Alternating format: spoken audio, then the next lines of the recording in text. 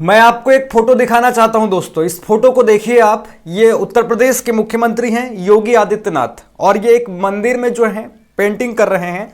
विश्वकर्मा मंदिर जो कि गोरखपुर में स्थित है, वहां पर ये पेंटिंग कर रहे हैं और लिख रहे हैं कमल का फूल बनाते हुए, एक बार फिर से मोदी सरकार। इस फोटो को आप गौर से देखिए। मंदिर में मुख्यमंत्री योगी आदित्यनाथ अपने चुनावी चिन्ह कमल का निशान बना रहे हैं, बीजेपी के कमल के निशान को वहां पर उकेर रहे हैं। आप देख सकते हैं किस प्रकार से मंदिरों में धर्म घुस चुका है और मंदिरों में राजनीति घुस चुकी है और संसद में धर्म घुस चुका है। संसद में जब धर्म घुस जाए और मंदिर में जब राजनीति घुस जाए तो आपको सतर्क हो जाना चाहिए। जब आप अपने आप को एक सेकुलर राष्ट्र मानते हैं और संविधान में भी आप धर्मनिरपेक्ष शब्द का इस्तेमाल करते हैं तो आपको सतर्क होने की जरूरत है।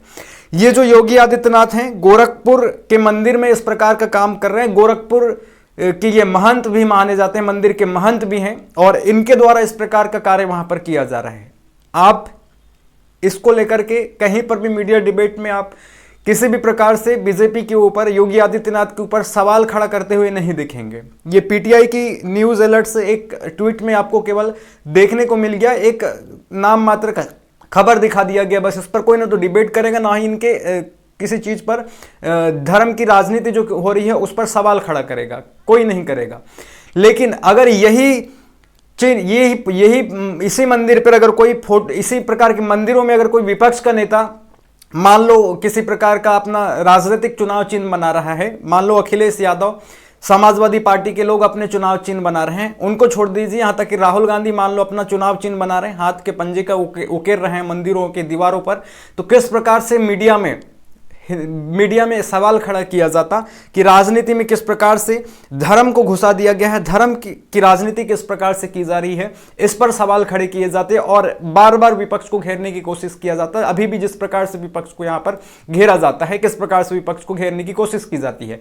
आपने देखा है कुछ दिनों पहले बिहार के जो उप मुख्यमंत्री हैं तेजस्वी यादव, उन्होंने एक बयान दिया था। उन्होंने कहा था कि जब आप बीमार पड़ेंगे तो आप मंदिर जाएंगे कि अस्पताल जाएंगे, इतना सा सवाल उन्होंने खड़ा किया था। साथ ही साथ उन्होंने कहा था कि हर समय बीजेपी जो है हिंदू, मुसलमान, पाकिस्तान, कश्मीर ही करते रहती है, ऐसा करके उन्होंने सवाल खड़ा किया था। और उन्होंने साथ में अपने बयान में यह भी कहा था कि हम राम मंदिर के खिलाफ नहीं हैं, लेकिन हम किसी धर्म के खिलाफ नहीं हैं, ऐसा भी उन्होंने कहा था। साथ में तेजस्वी यादव ने यह भी कहा था कि मैं अपनी बेटी को लेकर के कुछ दिनों पहले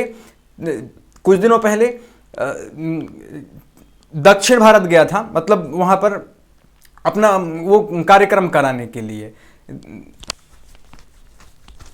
तो इस प्रकार से उन्होंने एक बयान जारी किया था। तो उसको लेकर के भी जो है उन्हें बहुत ज्यादा मीडिया में घेरने की कोशिश की गई थी, उन्हें सनातन विरोधी और हिंदू विरोधी दिखाने की कोशिश की गई थी। इसी प्रकार से आप देखते हैं आरजेडी के द्वारा भी एक बयान जारी किया गया था जिसमें उन्होंने कहा था कि 22 जनवरी को भगवान राम नहीं आएंगे। और उन्होंने आगे कहते हुए यह भी कहा था कि जिस देश में BHUIT में महिला के साथ, लड़की के साथ बलात्कार हो रहा है, जिस देश में महिला पहलवानों के साथ अत्याचार हो रहा है, जिस देश में किसानों को मारा जा रहा है, और जहां पर मणिपुर जैसी राज्यों में घटनाएं घट रही हैं और वहां पर महिलाओं के साथ बलात्कार किया जा रहा है, उनको नंगा घुमाया जा रहा है, तो ऐसी स्थिति में देखते हुए भगवान राम 22 जनवरी को नहीं आएंगे, ऐसा उन्होंने कहा था। आरजेडी के एक नेता ने कहा था। उनको भी लेकर के जबरदस्त जो है मीडिया में घेरने की कोशिश की गई थी और सनातन विरोधी और धर्म विरोधी यहां पर दिखाने की कोशिश की गई थी। उग्रता से जो है मीडिया ने उन पर सवाल खड़ा कर दिया था। यहां पर एक और खबर आई है, इंडिया टीवी के जो पत्रकार हैं आपके गुल्लू भैया, उन्होंने अरविंद केजरीवाल के ऊपर सवाल खड़ा किया है। अरविंद केजरीवाल अभी हनुमान मंदिर पर गए थे, दिल्ली के एक हनुमान मंदिर में पूजा अर्चना की थी और वहां पर उन्होंने सुंदरकांड का पाठ किया था। इसको लेकर के रजत शर्मा सवाल कर रहे हैं कि राम भक्त हनुमान बनाएंगे केजरीवाल के बिगड़े काम, क्या सियासी फायदे के लिए सुंदरकांड पढ़ेंगे केजरीवाल। आप देख रहे हैं बीजेपी किस प्रकार से राम मंदिर को लेकर के पूरे देश में धार्मिक कार्यक्रम को एक राजनीतिक कार्यक्रम बना दी है।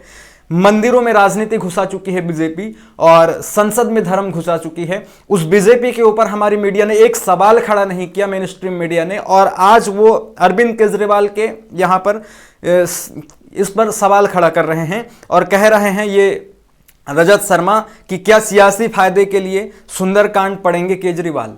सियासी फायदे के लिए सुंदरकांड पढ़ेंगे केजरीवाल। क्या अब केजरीवाल सुंदरकांड भी नहीं पढ़ सकते हैं? हनुमान मंदिर, राम मंदिर में भी नहीं जा सकते हैं? इस प्रकार से मैंने ये जो आपको चित्र दिखाया है अभी योगी आदित्यनाथ का, जो मंदिर में कमल के फूल बना रहे हैं, वही बात अगर कोई केजरीवाल किसी मंदिर में जाकर के झाड़ू का चिन्ह बनाने लगे, अपने राजनीतिक पार्टी का चिन्ह बनाने लगे, या फिर पंजे का निशान राहुल गांधी बनाने लगे, तो उन पर सवाल खड़ा करती है ये मीडिया। और जिस प्रकार से अभी बीजेपी पूरे राजनीतिक को एक धर्म में घुसा दी है, उस पर कोई सवाल खड़ा नहीं कर रहा है। और कार्यक्रम क्या कर रहे हैं अपने प्राइम टाइम डिबेट में, आप अपने स्क्रीन पर देखिए क्या प्राइम टाइम डिबेट कर रहे हैं। ये देखिए यहां पर, देश नहीं झुकने देंगे, श्री राम को रोकने की आखिरी कोशिश, शंकराचार्य के नाम पर देश में झूठ का सौदा क्यों, मोदी ना होते राम मंदिर बनता नहीं, लिख कर रख लो।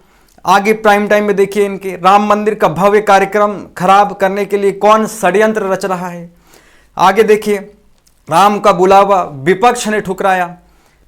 ये यहां पर आप देख सकते हैं, इस प्रकार से ये जो कार्यक्रम इनका चल रहा है मीडिया में, प्राइम टाइम शो में, किस प्रकार से एक रामलीला चला दिया जा रहा है। पूरा रामलीला जो है मीडिया में इन्होंने छेड़ दिया है। और यहां तक कि अब तो जो बीजेपी के आईटी सेल के लोग हैं और जो उनके अन्य भक्त हैं, उन्होंने एक पॉलिटिकल रामायण भी बना दिया है। इस पॉलिटिकल रामायण में आप देखेंगे तो इस पॉलिटिकल रामायण में आपको बताया जाएगा भगवान राम के अवतार में मोदी जी को। तो इस प्रकार से यहां पर आप ये पूरा कार्यक्रम देख सकते हैं। और कोई यहां पर सवाल नहीं खड़ा कर रहा है और नहीं कोई सवाल कर रहा है। तो इस प्रकार से पूरी मीडिया में जो है एक प्रकार से रामलीला चल रहा है। और देश के मंदिरों में, खास करके राम मंदिर में अब राजनीति घुस चुकी है। और संसद में जो है विधायिकाओं में अब पूरी तरह से धर्म का कब्जा हो चुका है। इसको लेकर के ना तो कोई सवाल खड़ा कर रहे हैं और ना ही कोई मीडिया सवाल कर रही है। ऊपर से अब पॉलिटिकल रामायण भी बना दिया गया है, राजनीतिक रामायण भी बना दिया गया है। इस राजनीतिक रामायण का आप भी लुत्फ उठाइए। और इस राजनीतिक रामायण में आप देख सकते हैं भगवान राम के अवतार में मोदी जी को,